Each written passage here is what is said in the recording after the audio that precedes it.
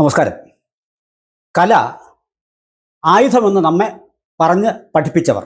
ആയുധം എന്ന് വെച്ചാൽ നല്ല കാരിരുമ്പിലും ശക്തിയുള്ള പോരാട്ട വീര്യമുള്ള ആയുധമാണ് കല എന്ന് പഠിപ്പിച്ചവർ. അവരിപ്പോൾ മറ്റൊരു പാട്ടിനെ പേടിക്കുന്ന അവസ്ഥയിലെത്തി നിൽക്കുന്നു.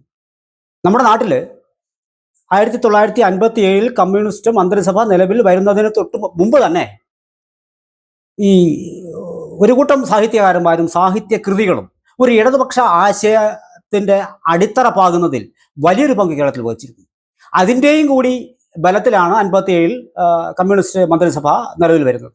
നമുക്കറിയാം, അല്ലെങ്കിൽ പുതിയ തലമുറ അത് ഒന്ന് അന്വേഷിക്കുകയും കൂടി വേണം. ഇപ്പോൾ KPSCയുടെ നാടകങ്ങൾ, നാടക ഗാനങ്ങൾ, പിന്നെ കഥാപ്രസംഗ രംഗത്തുണ്ടായിരുന്ന വി സാംബശിവൻ, അയിലം ഉണ്ണികൃഷ്ണൻ, കൊല്ലം ബാബു എന്നിവരൊക്കെ ഇടതുപക്ഷ ചിന്തകൾ കുത്തി നിറച്ചിരുന്ന വിദേശ കൃതികളെ എടുത്ത് മലയാളീകരിച്ച് ഒരുപക്ഷെ അതിൽ നിന്ന് പാടികൾ സ്വയം നിർമ്മിച്ചെടുത്ത് പാടി പാർട്ടിയെ വളർത്തിയ ആൾക്കാരാണ്. ഇങ്ങനെ ഒരു പറ്റം ആൾക്കാരുടെ വലിയ പിന്തുണയോടൊപ്പമാണ് നമ്മുടെ പാർട്ടി, കമ്മ്യൂണിസ്റ്റ് പാർട്ടി അധികാരത്തിലേക്ക് വരുന്നത്. ഇപ്പോൾ വിക്ടർ ഹ്യൂഗോയുടെ ആയാലും ശരി, ടോൾസ്റ്റോയുടെ കൃതികളായാലും ശരി, അതിനെ മലയാളികൾ അറിഞ്ഞത് ഒരുപക്ഷെ ഈ ഇത്തരമുള്ള കഥാപ്രസംഗ രംഗത്തുണ്ടായിരുന്ന മഹത് വ്യക്തികളിൽ നിന്നാണ്. അപ്പോൾ അവരൊക്കെ ഒരു വലിയ പങ്ക് വഹിച്ചിട്ടുണ്ട്. പക്ഷെ ഇന്നത്തെ സ്ഥിതി നോക്കിക്കഴിഞ്ഞാൽ കേവലം ഒരു പാട്ട്, ആ പാട്ട് എഴുതിയ ആൾക്കാരുടെ മതത്തിൻ്റെയും ജാതിയുടെയും പിന്നാലെ പോകുന്ന കമ്മ്യൂണിസ്റ്റ് നേതാക്കൾ, എത്ര ദയനീയമായ ഒരു അവസ്ഥയാണെന്ന് ആലോചിച്ച് നോക്കണം. കാലം മാറി, കമ്മ്യൂണിസ്റ്റ് പാർട്ടിയുടെ ചിന്താഗതിയിലും വ്യത്യാസം വന്നു. വാസ്തവത്തിൽ ഈ പാരഡികൾ ജനങ്ങൾ ഏറ്റെടുത്തതിന് കാരണം ഈ പ്രസ്ഥാനങ്ങൾക്ക്, അതിന് ഏത് പാർട്ടിയോ ആയിക്കൊള്ളട്ടെ, പ്രസ്ഥാനങ്ങൾക്ക് പിൻബലമായി നിൽക്കേണ്ടുന്നത് എപ്പോഴും ലോകത്തെമ്പാടും അങ്ങനെ തന്നെയാണ്, എഴുത്തുകാരാണ്. നമ്മുടെ ഇവിടെ പുരോഗമന കലാ സാഹിത്യ പ്രസ്ഥാനം പൂക്കാസ് എന്നൊക്കെ പറയുന്ന, അല്ലെങ്കിൽ പുരോഗമന ചിന്ത വച്ച് പുറത്തു നിന്ന് അവകാശപ്പെടുന്ന കവികൾ, ഇവർക്ക് ആർക്കും ഇപ്പം മിണ്ടാട്ടമില്ല. അവർക്ക് വാഴ്ത്തു പാട്ടുകൾ എഴുതുക എന്നതിലപ്പുറത്തേക്ക് മറ്റൊരു ചിന്തകളേ ഇല്ല. അപ്പോൾ അത്തരത്തിൽ ഒതുങ്ങിപ്പോയ ഒരു പറ്റം ബുദ്ധിജീവി കൂട്ടങ്ങളെയാണ് നമ്മളിന്ന് കാണുന്നത്. മിണ്ടാപ്രാണികളാണ് അവരിപ്പോൾ. അവരെങ്ങനെ മിണ്ടുവന്നേ? അവർ മിണ്ടിയാൽ പ്രസ്ഥാനം കൊടുത്ത പദവികളാണ് അവർക്ക് നഷ്ടപ്പെടാൻ പോകുന്നത്. കസേരയാണ് വലുത്. അപ്പോൾ കസേര വലുതായത് കൊണ്ട് തന്നെ അവർക്ക് വാഴ്ത്തുപാട്ടുകളല്ലാതെ മറ്റൊന്നിലേക്കും ശ്രദ്ധ പതിപ്പിക്കാൻ കഴിയുന്നില്ല. നാടിൻ്റെ ആവശ്യം, ജനങ്ങളുടെ ആവശ്യം, പാർട്ടിക്ക് എന്തെങ്കിലും തിരുത്തലുകൾ വേണോ എന്നൊക്കെ അതത് കാലഘട്ടത്തിൽ ജീവിച്ചിരിക്കുന്ന എഴുത്തുകാർ വലിയ സംഭാവന ചെയ്യും. അവർക്കിപ്പോൾ എഴുതേയില്ല. എനിക്ക് പെട്ടെന്ന് ഓർമ്മ വരുന്നത് അടിയന്തരാവസ്ഥ കാലത്താണ്. ഈ അടിയന്തരാവസ്ഥ കാലത്തും വെറുതെ ഇരുന്ന് റൊമാൻറ്റിക് കവിതകൾ എഴുതി, വീട്ടിലിരുന്ന് കുത്തിയിരുന്ന് റൊമാൻറ്റിക് കവിതകൾ എഴുതി കാലം കഴിച്ചു പോകുന്ന പല കമ്മ്യൂണിസ്റ്റ് കവികളും ഉണ്ട്. വാസ്തവത്തിൽ അതിൻ്റെ ഒരു പുതിയ രൂപമാണ് നമ്മളിപ്പോൾ കണ്ടുവരുന്നത്. പദവികൾക്ക് വേണ്ടി മാത്രമായി എഴുതുക, വാഴ്ത്തുപാട്ടുകൾ മാത്രമായി എഴുതുക, കൂടി നിന്ന് ഇത്തരത്തിലുള്ള വരികൾ സൃഷ്ടിക്കുക. അപ്പം അവർക്ക് മിണ്ടാട്ടമല്ല, അവർ മിണ്ടാതെ ഇരുന്നതിൻ്റെ ഭാഗത്താണ് ഈ പാരഡി എന്ന് പറയുന്ന സംഭവങ്ങളൊക്കെ ഇറങ്ങി വരുന്നത്. ഇപ്പോൾ അവർ പറയുന്നത് അത് എഴുതിയത് ഈ ഒരു വർഗീയ ധ്രുവീകരണത്തിലേക്ക് നയിക്കുന്നുള്ള അത്ര ദരിദ്രമായ ചിന്തയൊന്നും ആലോചിച്ചു. കമ്മ്യൂണിസ്റ്റ് പാർട്ടി നേതാക്കൾ ഇത്രയും ദരിദ്രമായ, ഇപ്പോൾ അതിദാരിദ്ര്യ മുക്തം എന്നാണ് പറയുന്നത്. ഇപ്പോൾ ചിന്തയുടെ ഒരു കാര്യത്തിൽ വെച്ച് നോക്കിക്കഴിഞ്ഞാൽ അതിദരിദ്രമായ ചിന്തയാണ് കമ്മ്യൂണിസ്റ്റ് പാർട്ടി പലപ്പോഴും പല സമീപനങ്ങളിൽ കൂടി വ്യക്തമാക്കുന്നത്. അതിൽ ഒന്നാണ്, ഏറ്റവും ഒടുവിലത്തെ കാര്യമാണ്, ഇവർക്കെതിരെ കേസെടുക്കും പോലും. അപ്പോൾ എത്ര കേസ് തന്നെ എടുത്താലും ഈ പാട്ട് മനസ്സിലേറ്റിയ ആൾക്കാരുടെ മനസ്സിൽ നിന്ന് പോകില്ല. ഇന്നിപ്പോൾ തന്നെ ഒരു ചെറുപ്പക്കാരനായ ഒരു കോൺഗ്രസ് നേതാവ്, അദ്ദേഹത്തിൻ്റെ അഭിപ്രായം എന്ന് പറയുന്നത്, ഈ പാട്ട് പാടിയതിൻ്റെ പേരിൽ, ഈ വരികൾ ആലപിച്ചതിൻ്റെ പേരിൽ ജയിലിലടക്കുന്നതിൽ അടച്ചുടഞ്ഞിരുന്ന് പാടുകയാണ്. എപ്പോഴും കമ്മ്യൂണിസ്റ്റ് പ്രസ്ഥാനങ്ങളെ ഓർക്കേണ്ടത്, ഈ നിയമങ്ങൾ തച്ചുടയ്ക്കാനുള്ള നിയമങ്ങളെ തച്ചുടയ്ക്കണം, അത് ഞങ്ങൾ ഏറ്റെടുത്ത് ചെയ്യും, അത് സാമൂഹ്യ ഉത്തരവാദിത്തമാണ് എന്ന് പറഞ്ഞ് നിലവിലെ പല നിയമങ്ങൾക്കും എതിരായി പെരുമാറിയ പ്രസ്ഥാനങ്ങൾ. ചെറുപ്പക്കാരോട് ഞാൻ വീണ്ടും പറയുന്നു, നിങ്ങൾ ഓർത്തു നോക്കണം, ആവിഷ്കാര സ്വാതന്ത്ര്യത്തിൻ്റെ പേരിൽ എന്തൊക്കെ കോലാഹലങ്ങളാണ് കമ്മ്യൂണിസ്റ്റ് പ്രസ്ഥാനം ഇവിടുത്തെ ചെറുപ്പക്കാരെ കൊണ്ട് ചെയ്യിച്ചിട്ടുള്ളതെന്നുള്ളത്. ഈ ആവിഷ്കാര സ്വാതന്ത്ര്യങ്ങളൊന്നും തന്നെ ഇപ്പോൾ ഈ കേവലമായ ഒരു പാടി, എങ്ങോ ഇരുന്ന ഒരു പാവപ്പെട്ട ഒരു മനുഷ്യൻ, അദ്ദേഹം 2 വരികൾ എഴുതി, അദ്ദേഹത്തിൻ്റെ മനസ്സ് നൊന്ത് കാണും. അദ്ദേഹം ഒരുപക്ഷെ ഹിന്ദുമത വിശ്വാസിയല്ലായിരിക്കാം. ഹിന്ദുമത വിശ്വാസികൾക്ക് മാത്രമേ ഹിന്ദു മതത്തിലെ ദൈവങ്ങളെക്കുറിച്ച് പാട്ടുകൾ എഴുതാവുന്നൊന്നുമില്ല.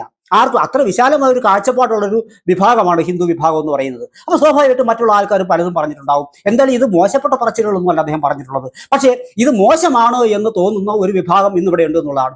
അവരാണ് ഇപ്പോൾ ഇങ്ങനെ ഒരു തീരുമാനത്തിലേക്ക് പോകുന്നത്. ഒരു കാര്യം ഞാൻ ഉറപ്പിച്ച് പറയാം, കോപാകുലമായി നിൽക്കുന്ന ഒരു മനസ്സ്, ആ മനസ്സെടുക്കുന്ന തീരുമാനങ്ങളെല്ലാം പാളിപ്പോകും. ഇപ്പോൾ നോക്കിക്കോളൂ, ഇത് എന്തെങ്കിലും ഒരു തീരുമാനം, ഇതിൽ പാർട്ടി തീരുമാനം വന്നിട്ട് ഇതിനെതിരെ കേസെടുക്കുകയാണ് എങ്കിൽ ഇത് പാർട്ടിക്ക് 10 മടങ്ങ് വിനയായി വരും. മാത്രമല്ല എങ്ങനെ വെച്ച് നോക്കിക്കഴിഞ്ഞാലും, ഏത് തരത്തിൽ നോക്കിക്കഴിഞ്ഞാലും ഇത് നാളെ പിണറായിക്ക് കിട്ടാൻ പോകുന്ന പണിയായി തന്നെ മാറും. കാരണം അദ്ദേഹമാണ് വാസ്തവത്തിൽ ഈ അണികളെ കൊണ്ട് മിണ്ടാതെ ഇരിക്കാൻ പ്രേരിപ്പിച്ചത്. ഒരു പറ്റം അടിമകളെ സൃഷ്ടിച്ചത് അദ്ദേഹം തന്നെയാണ്. അവർക്ക് ഒന്നും മിണ്ടാൻ കഴിയുന്നില്ല. അപ്പോൾ സ്വാഭാവികമായിട്ടും തീരുമാനമെടുക്കുന്നത് ഇദ്ദേഹത്തിന്റെ വായ തുറന്നാൽ ഇദ്ദേഹത്തിന് എന്തെങ്കിലും അരുചികരമായ ഒന്നായി പോകുമോ എന്ന ചിന്ത കൊണ്ട് പലപ്പോഴും അണികൾക്ക് പലതും പറയാൻ പറ്റാത്തൊരവസരമാണ് ഇപ്പോൾ ഉള്ളത്. അപ്പൊ അവർക്ക് വാസ്തവത്തിൽ നാളെ അവരോട് മിണ്ടാതിരിക്കും. ഒരു അവസരം വരുന്ന സമയത്ത് അവരെല്ലാം കൂടി ഒരുമിച്ച് നിന്ന് പിണറായിക്കെതിരെ പണി കൊടുക്കുന്ന തിരക്കിലുമായിരിക്കും. അതിന്റെ ചില തുടക്കങ്ങളും കണ്ടു കഴിഞ്ഞിരിക്കുന്നു. ചരിത്രത്തിൽ ഇപ്പോൾ പാർട്ടി സെക്രട്ടറി സ്ഥാനത്ത് അദ്ദേഹം കയറിയ നാൾ മുതൽ പിന്നീട് ഇപ്പോൾ 10 വർഷം അദ്ദേഹം മുഖ്യമന്ത്രി കസേരയിൽ രണ്ടാമതും തികയ്ക്കുന്നു. 3-0 ആണ്. മൂന്നാമത്തെ വട്ടമാണ് അദ്ദേഹത്തിന്റെ നോട്ടം എന്നും കേൾക്കുന്നു. ആ നോട്ടത്തിലേക്ക് പോകുമ്പോൾ വിഘാതമായി നിൽക്കുന്ന എന്തിനേയും പറിച്ചു കളയുക എന്ന ഒരു ചിന്ത അദ്ദേഹത്തിൽ ജനിച്ചിട്ടുണ്ടാകാം. പക്ഷേ നാളിതുവരെ കടന്നു വന്ന വഴി വെച്ച് നോക്കുമ്പോൾ അധികാരം കിട്ടിയില്ലെങ്കിൽ ചിലപ്പോൾ ബുദ്ധിമുട്ടായേക്കാം. പക്ഷേ അതിനുവേണ്ടി എന്തും അദ്ദേഹം ചെയ്യുമോ എന്ന കാര്യത്തിൽ എനിക്കും സംശയമുണ്ട്. പക്ഷേ അതിലേക്കാണ് വാസ്തവത്തിൽ നമ്മുടെ പോലീസും നിയമ സംവിധാനവും പോകുന്നതെങ്കിൽ വരും നാളുകളിൽ അല്പം കൂടി എളുപ്പത്തിൽ ഇവിടെ നിന്ന് ഈ പ്രസ്ഥാനം തന്നെ പറിച്ചെറിയപ്പെടുന്ന ഒരു അവസ്ഥയായിരിക്കും ഉണ്ടാകുക. അതിന് പക്ഷേ ബംഗാളിലും നമ്മളൊക്കെ കണ്ട കാഴ്ചകൾ തന്നെയാണ്. പാഠങ്ങൾ പഠിക്കുന്നില്ല എന്നുള്ളതാണ് ഈ പ്രസ്ഥാനത്തിന്റെ ഏറ്റവും വലിയ അപജയമായി നമുക്ക് ഇപ്പൊ കാണാൻ സാധിക്കുന്നത്. നമ്മുടെ ഈ പാട്ടിന്റെ വിവാദത്തിലും ഇന്ന് ഇത് തന്നെയാണ് സംഭവിച്ചുകൊണ്ടിരിക്കുന്നത്. നമ്മൾ കേരളീയരെ എത്ര വിശാലമായ മനസ്ഥിതിയുള്ളവരാണെന്ന് ഓർക്കണം. ഈ അവിശ്വാസികളെന്ന് അവകാശപ്പെടുന്ന ഒരു പറ്റം ആൾക്കാരുടെ കയ്യിൽ വിശ്വാസികൾ അവരുടെ ഭരണം ഏൽപ്പിച്ചു കൊടുത്തിരിക്കുകയാണ്. അത് രണ്ടാം വട്ടവും ഏൽപ്പിച്ചു കൊടുത്തു. ആ രണ്ടാം വട്ടവും ഏൽപ്പിച്ചു കൊടുത്തിരിക്കുന്ന സമയത്താണ് ഈ വിശ്വാസികളെ തുരങ്കം വയ്ക്കുന്ന ചില കാര്യങ്ങൾ പുറത്തേക്ക് വരുന്നത്. അതിലൊന്നാണ് നമ്മൾ ഏറ്റവും ഒടുവിലായി നമ്മൾ കണ്ട ഈ സ്വർണ്ണപ്പാളി വിവാദം. ഇപ്പോൾ ഒടുവിൽ കേൾക്കുന്നത് ഒരു വിദേശ ത്തിലുള്ള മറ്റാർക്കും ഇത് കച്ചവടം അടിച്ചു എന്നാണ് പറയുന്നത്. അത് തെളിവുകളുള്ള ആൾക്കാർ രാഷ്ട്രീയ പ്രസ്ഥാനത്തിലുണ്ട്.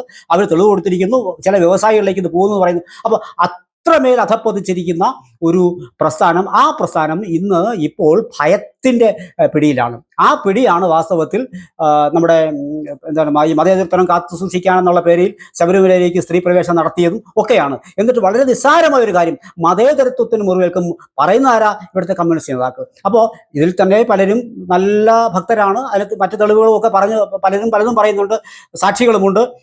നമുക്ക് തന്നെ എടുത്തു പറയാവുന്ന ചില സംഭവങ്ങളുമുണ്ട്. അതൊക്കെ അവിടെ നിൽക്കട്ടെ. പക്ഷെ എന്നിരുന്നാൽ കൂടി വരുന്ന ആളുകളിൽ ഈ ഞാൻ നേരത്തെ സൂചിപ്പിച്ചതുപോലെ നമ്മുടെ പുരോഗമന പ്രസ്ഥാനക്കാരെന്ന് പറയുന്ന ആൾക്കാരുടെ മിണ്ടാട്ടമില്ലായ്മ, ആ അവരാണ് വാസ്തവത്തിൽ ഏറ്റവും വലിയ പ്രതികളെന്ന് ഞാൻ പറയുള്ളൂ. നമുക്ക് പണ്ടൊക്കെ നമുക്കറിയാലോ, ഒരു രാജസദസ്സിൽ ഉണ്ടാകുന്ന മന്ത്രി ആ രാജാവിനെ തിരുത്താൻ എന്തുമാത്രം അദ്ദേഹം തന്ത്രപരമായ സമയങ്ങൾ എടുത്തിരിക്കും. അപ്പൊ അതൊന്നുമില്ലാതെ ചുറ്റും നിൽക്കുന്ന ആൾക്കാർ അവർ ഒന്നുപോലും മിണ്ടാതെ ഒരൊറ്റ വാക്കുപോലും ഇദ്ദേഹത്തെ തിരുത്താതെ എല്ലാ കാര്യങ്ങളും തന്നെ മുഖ്യമന്ത്രി തീരുമാനം എടുക്കുക എന്ന് പറയുന്നത് നേരത്തെ സൂചിപ്പിച്ചതുപോലെ പാർട്ടി സെക്രട്ടറിയായി തുടർന്ന് അന്ന് സ്ഥാനമേറ്റ നാൾ മുതൽ ഇപ്പോൾ മുഖ്യമന്ത്രിയായി 10ാം വർഷം തികയ്ക്കുന്ന ദിവസം വരെയും തീരുമാനങ്ങളൊക്കെ ഏതാനും ഒരു പാർട്ടി പ്രസ്ഥാനത്തിൽ നിന്ന് ഒരു വ്യക്തിയിലേക്ക് ചുരുങ്ങിയതിന്റെ ചില അപജയമാണ് വാസ്തവത്തിൽ നമ്മളിപ്പോൾ ഏറ്റവും കൂടുതൽ കണ്ടുകൊണ്ടിരിക്കുന്നത്.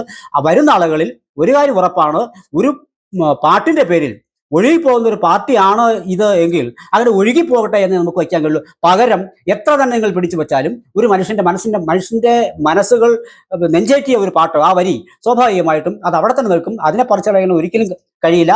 അതിനെ പറിച്ചറിയാനുള്ള ഓരോ ശ്രമവും നാളത്തെ നിയമസഭാ തെരഞ്ഞെടുപ്പിൽ 26-ലെ വരുന്ന നിയമസഭാ തെരഞ്ഞെടുപ്പിൽ വോട്ടുകളായി മാറിയേക്കും. ഒരുപക്ഷെ അവിടെയാണ് നമ്മൾ നേരത്തെ പറഞ്ഞതുപോലെ ഒരു മറ്റാരെയോ സഹായിക്കാൻ ഈ മുഖ്യൻ ഇങ്ങനെ പെരുമാറുന്നു എന്ന ചില സംശയങ്ങൾ പല കോളിൽ നിന്നും വരുന്നതും ഇതിൻ്റെയും കൂടി അടിസ്ഥാനത്തിലാണ്. ഒരുപക്ഷെ അത്തരത്തിലുള്ള അഭിപ്രായങ്ങൾ ബലപ്പെട്ടു വരുന്നതും ഇങ്ങനെയുള്ള ചില തീരുമാനങ്ങൾ പേരാണ്. എന്തായാലും കടുത്ത തീരുമാനം ഒരുപക്ഷെ പാട്ടെഴുതിയ ആളിൽ മേലെടുക്കാനുള്ള സാധ്യതയില്ല എന്ന് എനിക്ക് തോന്നുന്നു.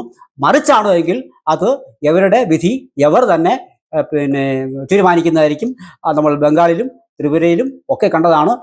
ആത്മഹത്യാപരമായ നിലപാടുകളിലൂടെ മനുഷ്യ മനസ്സുകളിൽ നിന്ന് മാറിപ്പോവുക എന്ന് പറയുന്ന ഒരു പ്രകൃതിയാണ്, സ്വഭാവമാണ് നമ്മുടെ ഇടതുപക്ഷ പ്രസ്ഥാനക്കാർക്കുള്ളത്. കേരളത്തിലും അതിൽ നിന്ന് വ്യതിചലിച്ചല്ല മുന്നോട്ട് പോക്ക് എന്ന് പറയേണ്ടി വരും. ഒരിക്കൽ കൂടി പറയുന്നു, അങ്ങനെ തെറിച്ചു പോകുന്ന പ്രസ്ഥാനമാണെങ്കിൽ തെറിച്ച് പോട്ടെ എന്ന് വയ്ക്കാനുള്ള കഴിവാണ് ഉണ്ടാകേണ്ടത്.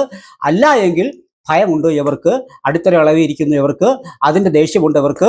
അത് ആണ് പല രൂപങ്ങളിലേക്ക് ഇത്തരം വരികളിലേക്കും ഭക്തർക്ക് നേരെയും ഒക്കെ ഉണ്ടായിക്കൊണ്ടിരിക്കുന്നത്.